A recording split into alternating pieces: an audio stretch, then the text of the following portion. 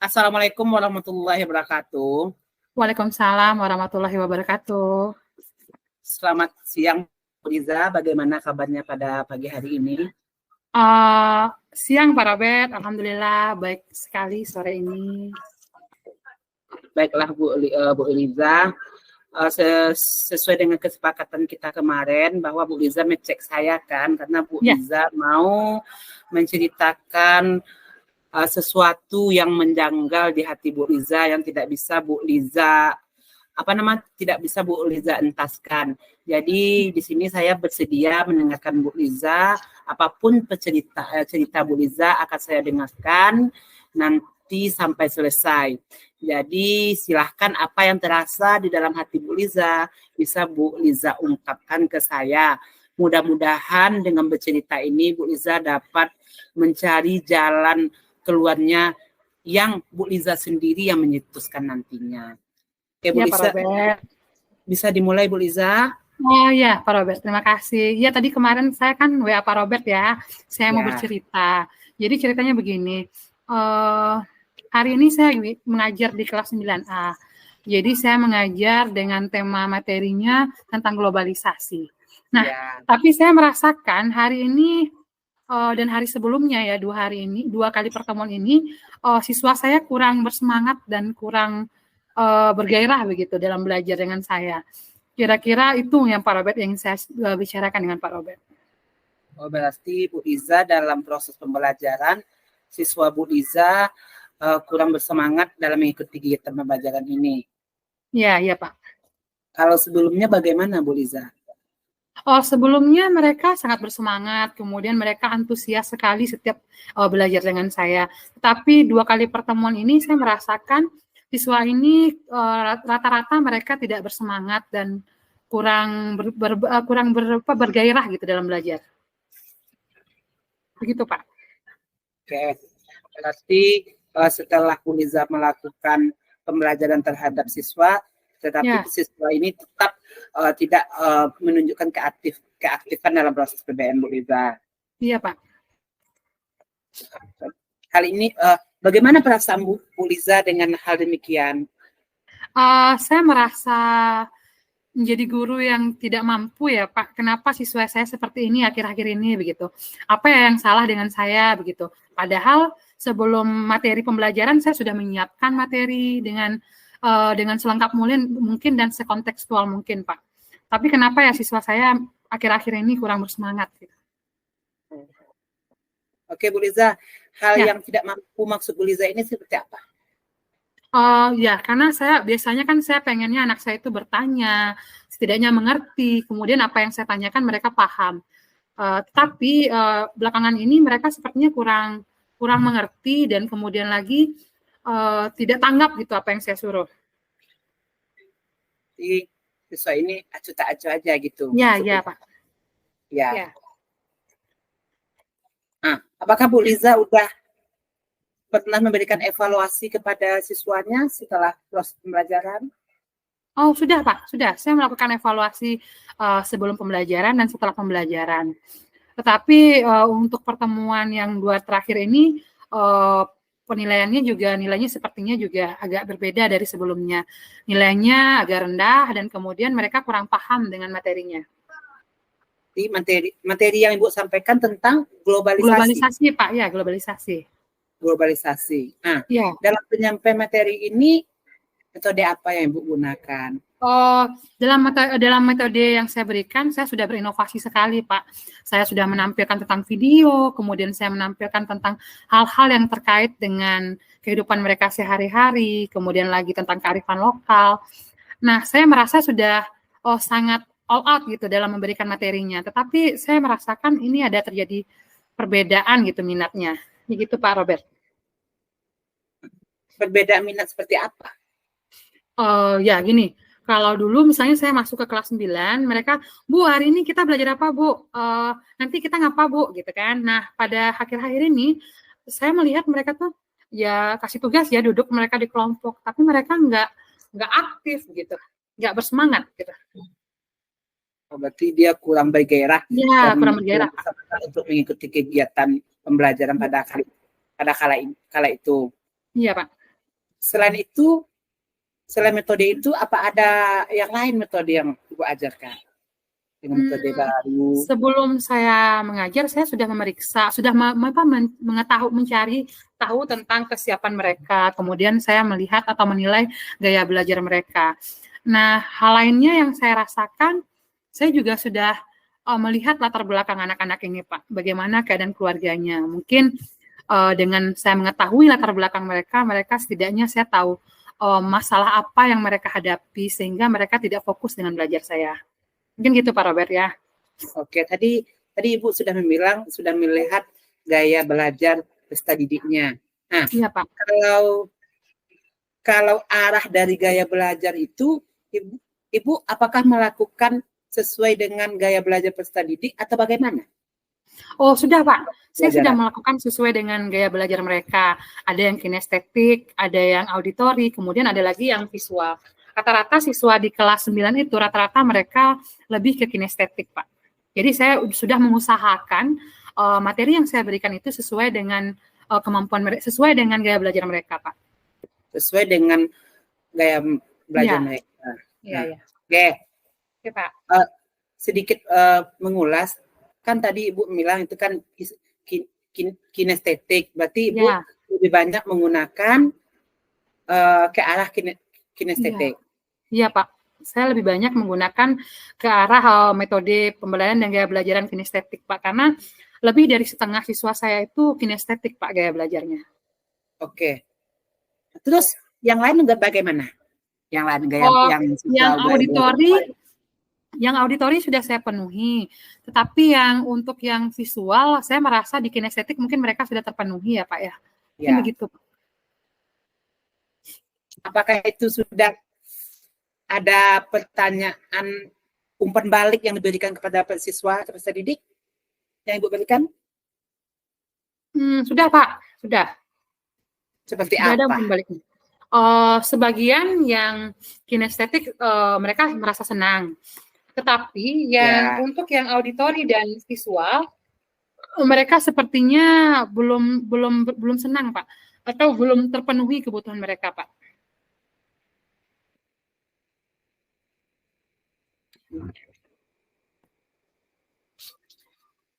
Terus memenuhi kebutuhan tersebut. Ya, Pak. Oke, Pak. Terus bagaimana Bu Liza memenuhi kebutuhan tersebut? Oh, ya mungkin untuk pertemuan berikutnya rencananya saya akan berusaha lagi memberikan produk-produk kemudian proses pembelajaran yang berdiferensiasi kepada anak-anak saya, Pak. Jadi kemungkinan dalam pertemuan berikutnya saya inginnya lebih memenuhi kebutuhan belajar siswa saya, Pak. Baik yang auditori, visual gitu. Kebutuhan seperti apa yang diutamakan untuk peserta didiknya? Oke. Kebutuhan yang saya utamakan mungkin kebutuhan dalam segi misalnya ya gaya belajarnya. Kalau anak kinestetik bagaimana saya menerapkannya, kalau anak auditori bagaimana, dan anak kinestetik, anak yang visual bagaimana. Mungkin begitu Pak Robert. Untuk ke depannya. Ya. Jadi Ibu akan menerapkan sesuai dengan gaya belajar peserta didik. Ya Pak. Ya. Rencananya. Rencana? Ya, rencananya akan saya terapkan pada pertemuan berikutnya, Pak. Berarti sebelum-sebelumnya Ibu hanya, kalau sebelum-sebelumnya Ibu hanya menggunakan media seperti apa? Oh, sebelumnya lebihnya saya menerapkannya ke kinestetik, Pak. Sebelumnya. Mungkin kinestetik lebih diutamakan begitu ya, Pak. Tetapi mungkin ke depannya akan lebih saya beragamkan lagi mulai dari gaya belajar mereka, Pak. Berarti dengan materi yang Ibu berikan, siswa-siswa kurang semangat. Mungkin yang salah itu apanya, Bu? Mungkin cara saya menerapkan dan memberikan materinya mungkin, Pak. Tidak sesuai, mungkin belum terpenuhi semua kebutuhan mereka mungkin, Pak. Oh, berarti dalam penyampaian materi, tanda kutip itu belum sampai ke sasaran kepada peserta didik. Apa seperti itu? Apa? Apa seperti itu? Iya, Pak. Mungkin saya merasa dengan adanya pembelajaran yang beragam dengan adanya diferensiasi yang saya terapkan nantinya mereka lebih berminat lagi dalam belajar dengan saya. Mungkin begitu Pak Robert. Oke. Berarti dalam pembelajaran berdiferensiasi ini hal apa yang penting kita ketahui? Yang penting kita paling penting menurut saya adalah minat.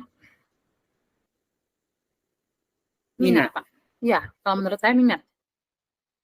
Karena mereka kalau mereka nggak minat, rasanya mereka malas lagi dalam belajar. Kalau dari awalnya sudah nggak minat, Pak, mungkin kayaknya mereka lebih malas lagi. Nah, bagaimana caranya, Bu? Untuk tadi mungkin dengan memberikan inovasi yang lebih beragam, kemudian lagi pembelajarannya itu mungkin lebih tentang keberagaman mereka dalam kehidupan sehari-hari ya Pak, agar mereka mudah memahaminya gitu. Oh ya, berarti Ibu Liza akan meningkatkan inovasi-inovasi baru dalam proses pembelajaran. Ya Pak. Oke, kembali lagi ke topik kita yang sebelumnya. Berarti dari permasalahan yang Ibu hadapi tadi, berarti sudah nampak dong, sudah kelihatan gambaran permasalahan yang sedang Ibu rasakan. Iya, berarti berarti dengan adanya inovasi, kemudian saya lebih menerapkan gaya belajar, metode pembelajaran yang sesuai dengan gaya belajar mereka, mungkin mereka akan berminat belajar dengan saya, Pak.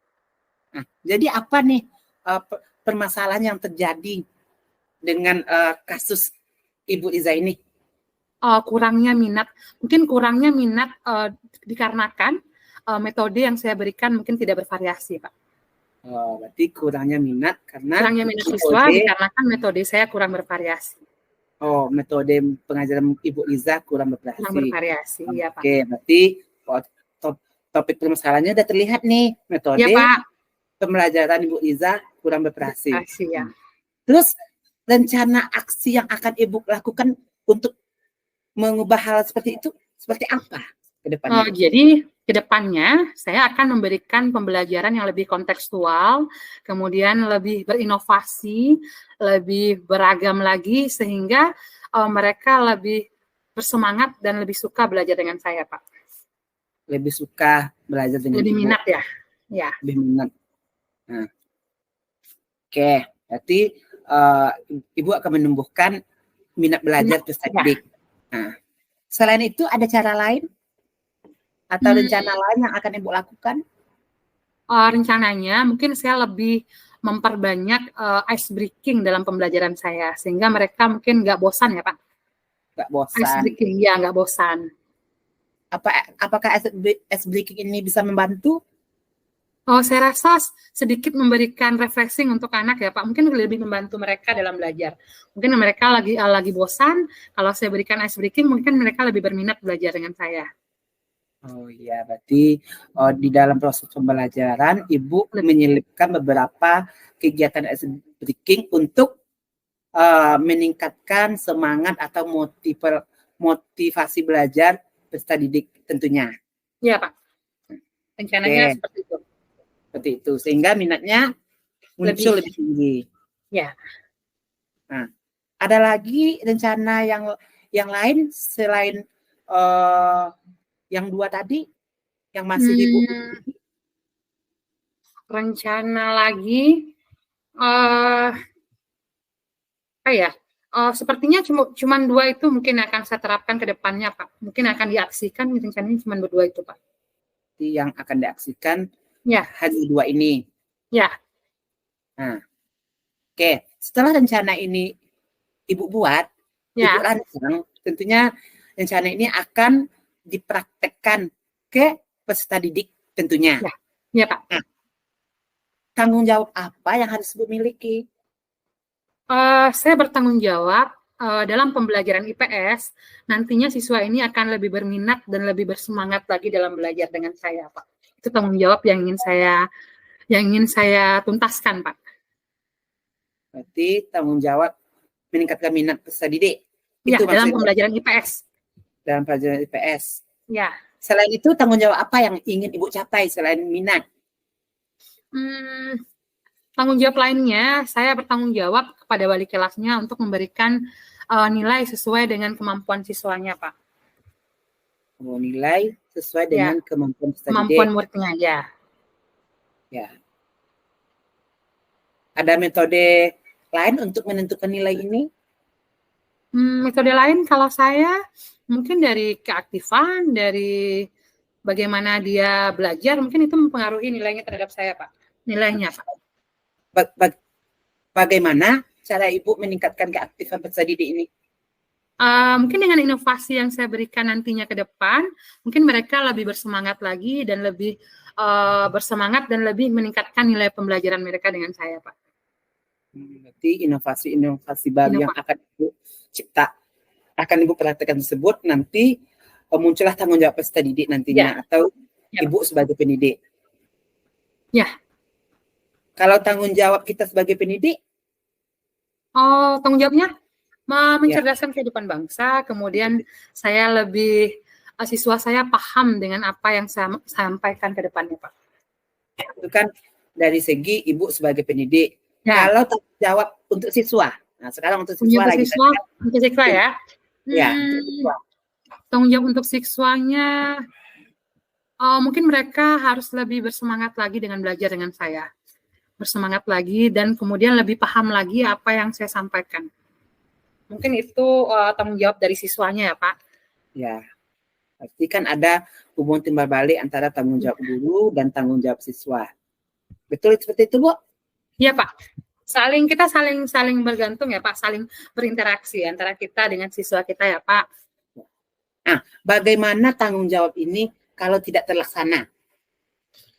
Kalau tidak terlaksana, mungkin nantinya akan kembali lagi, permasalahan ini akan muncul kembali. Mereka mungkin akan tidak bersemangat lagi, tidak minat lagi belajar dengan saya. Mungkin itu, Pak. Nah, itu kuncinya, Ibu. Ya, betul, Pak. Kalau tanggung jawab ini tidak terlaksana, berarti permasalahan ini akan muncul lagi. Ya.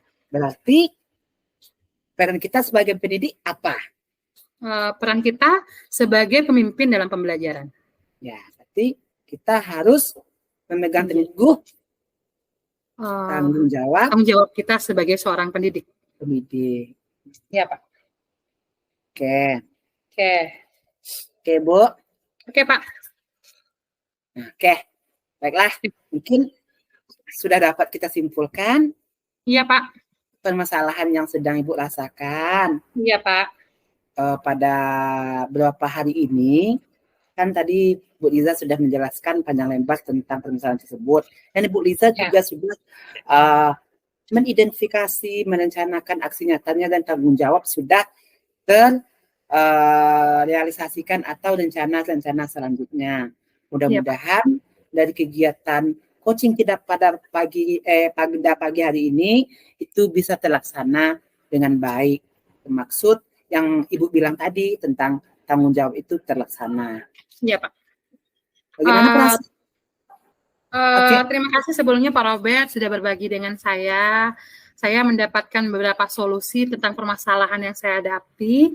Saya merasa sangat bahagia sekali karena saya menemukan titik temu atau benang merah dari permasalahan yang timbul dengan saya, Pak. Mungkin ke depannya saya akan menerapkan ini. Semoga ini bisa berjalan dengan baik ya, Pak. Nantinya saya akan menghubungi Bapak Robert kembali bagaimana rencana aksi kita, apakah berjalan atau tidak. Ya, Pak. Oke, terima kasih Pak Robert.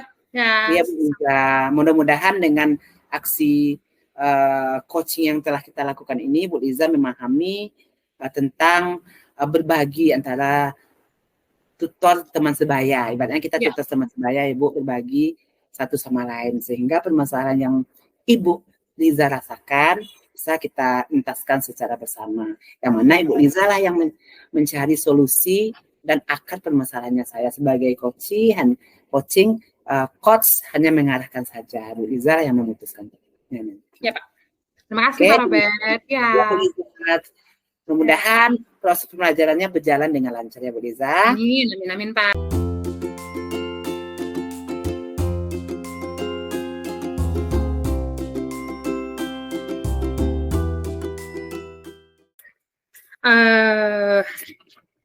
Baik, kita lanjut saja. Assalamualaikum warahmatullahi wabarakatuh.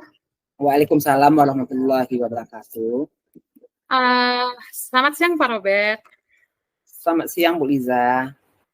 Kemarin Pak Robert menelpon saya ya. Ada sesuatu hal yang ingin disampaikan kepada saya. Iya Bu Liza. Iya. Iya Bu Liza. Iya Pak. Oh iya. Mungkin hal apa kira-kira yang ingin Bapak sampaikan kepada saya?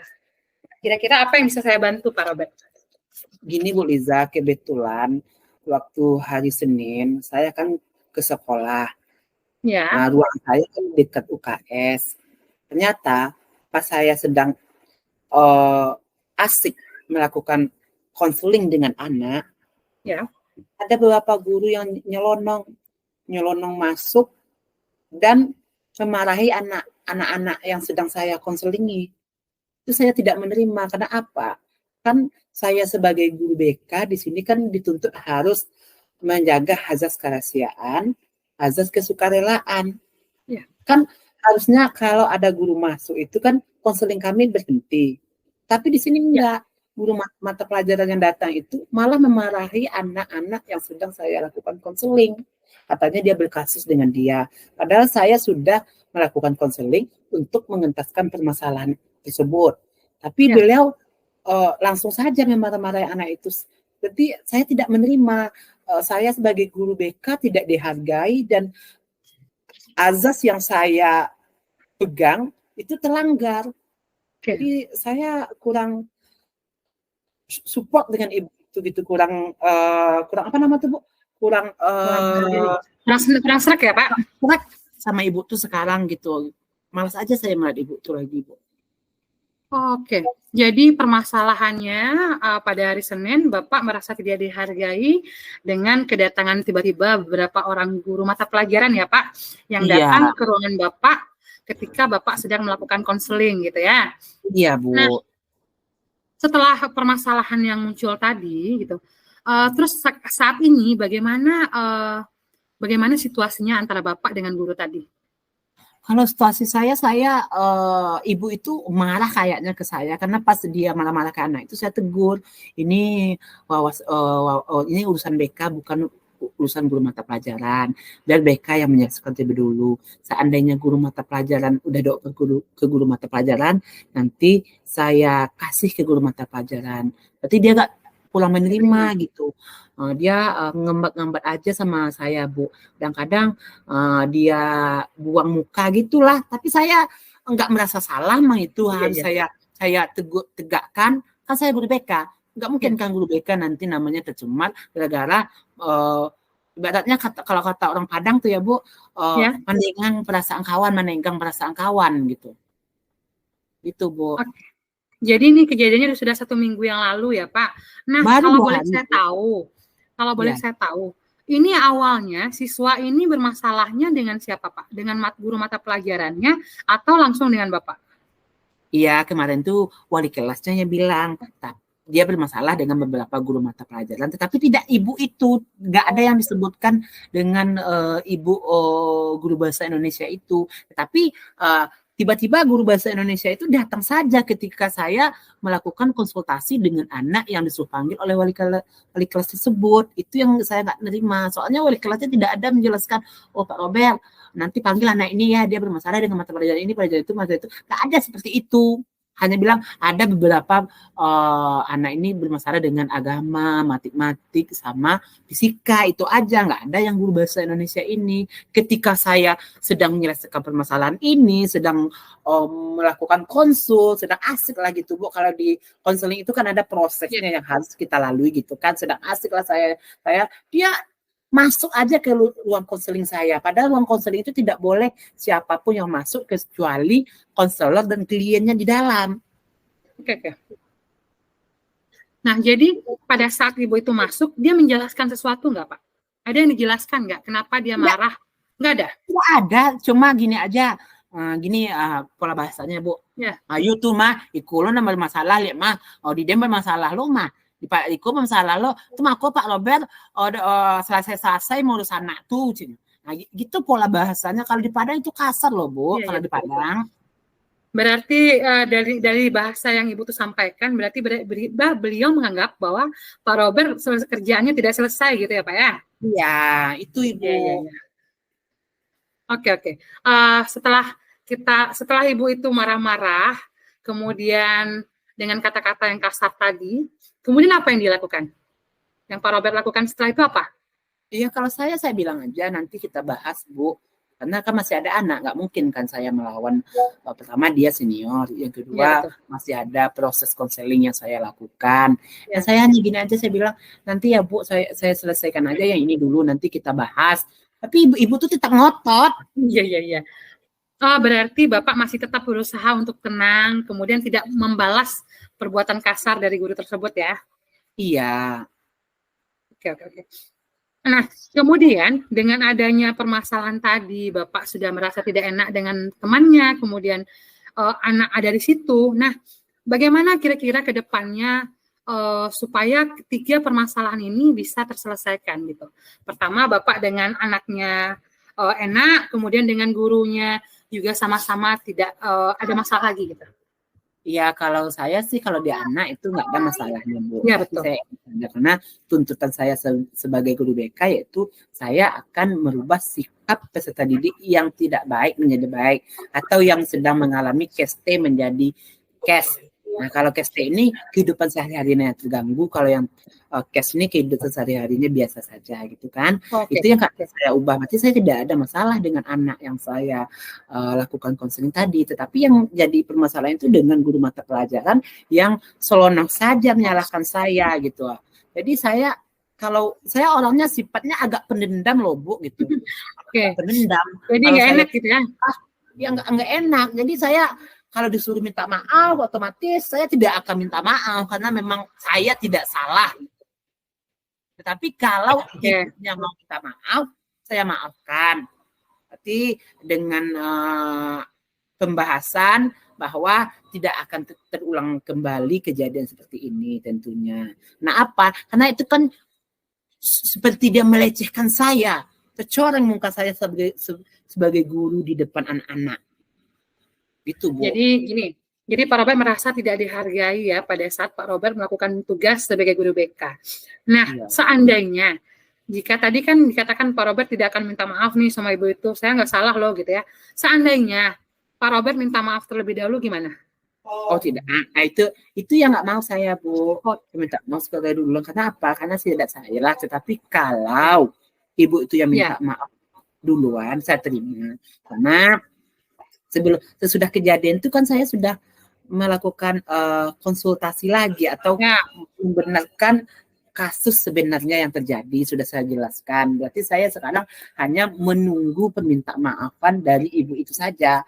Kalau saya yang akan memulai, saya kurang setuju juga karena saya tidak salah. Ngapain harus saya yang mulai gitu? Iya, betul. Yang salah itu guru tersebut gitu. Tapi kalau seandainya saya yang salah, saya akan pertama yang akan mengulurkan tangan saya, Bu. Karena tipikal saya akan mengakui setiap kesalahan yang telah saya buat. Dan sebaliknya saya tidak akan pernah mau mengakui kesalahan yang tidak saya buat. Itu target saya, Bu. Karena apa? Karena kita mengajarkan anak seperti itu. Berarti kita harus mampu mempraktekkan di diri kita seperti itu pula, Bu. Oke, saya sangat setuju sekali dengan Pak Robert. Nah, seandainya berarti tadi Pak Robert perencanaannya permasalahan ini bisa diselesaikan jika ibu itu berminta maaf kepada Pak Robert ya. Nah, bisa, ada nggak kira-kira? Itu yang saya inginkan. Hanya permintaan maaf ini yang saya inginkan. Oke.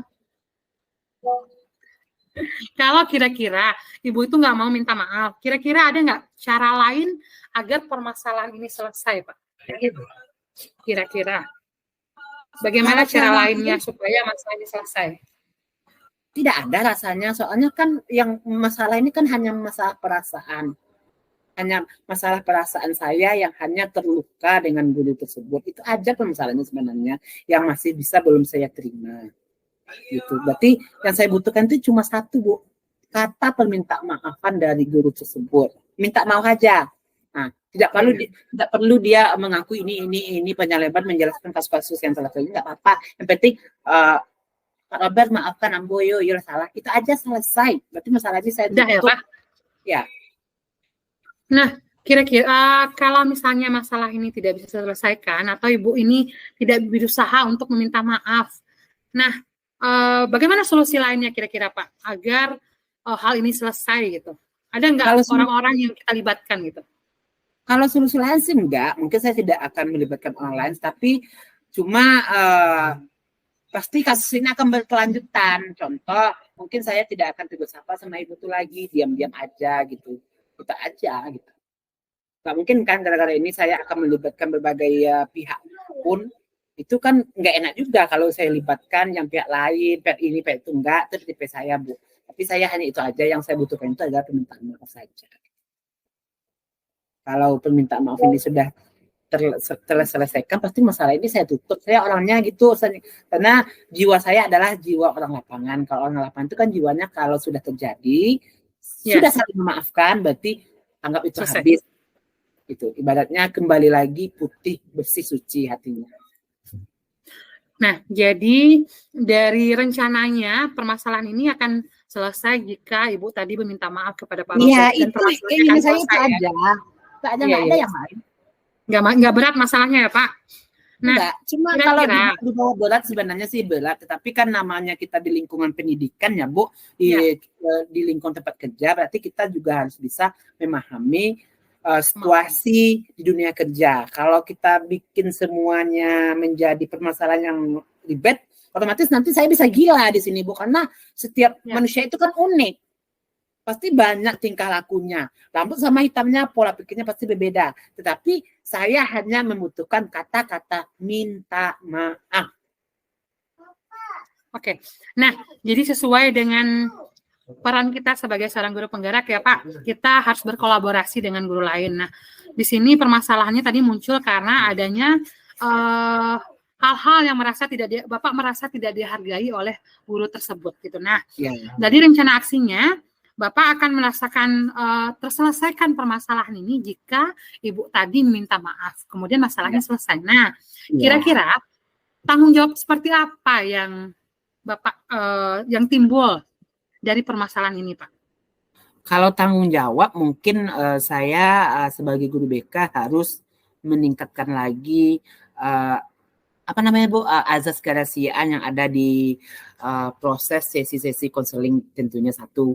Yang kedua, saya berusaha untuk bisa menerima saran kritikan dari rekan-rekan sejawat.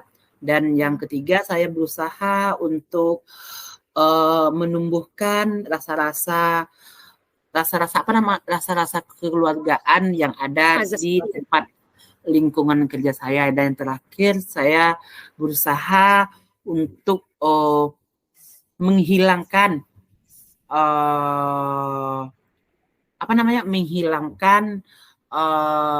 rasa-rasa ketidakenakan antara teman. Itu aja. Kosongkan ya Pak.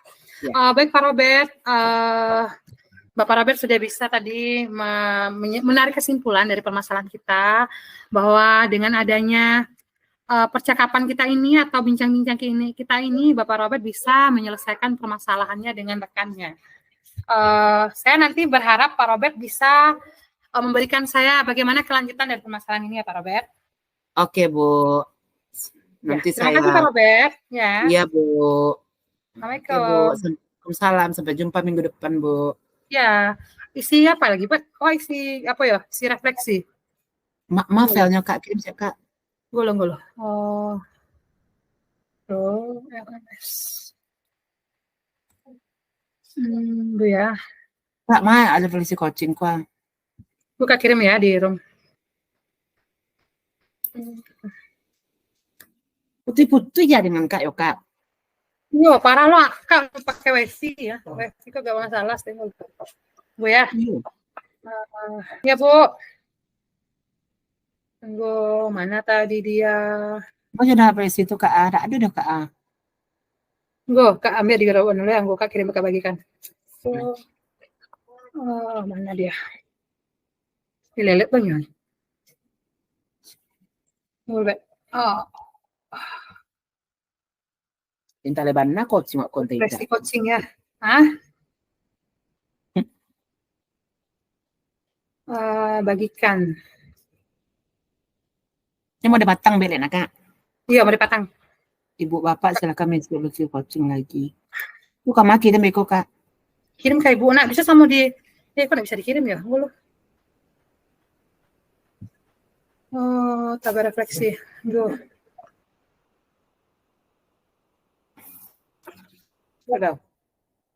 Dulu kak buka di kemana hilang kok. Lu ya. Ada Duh.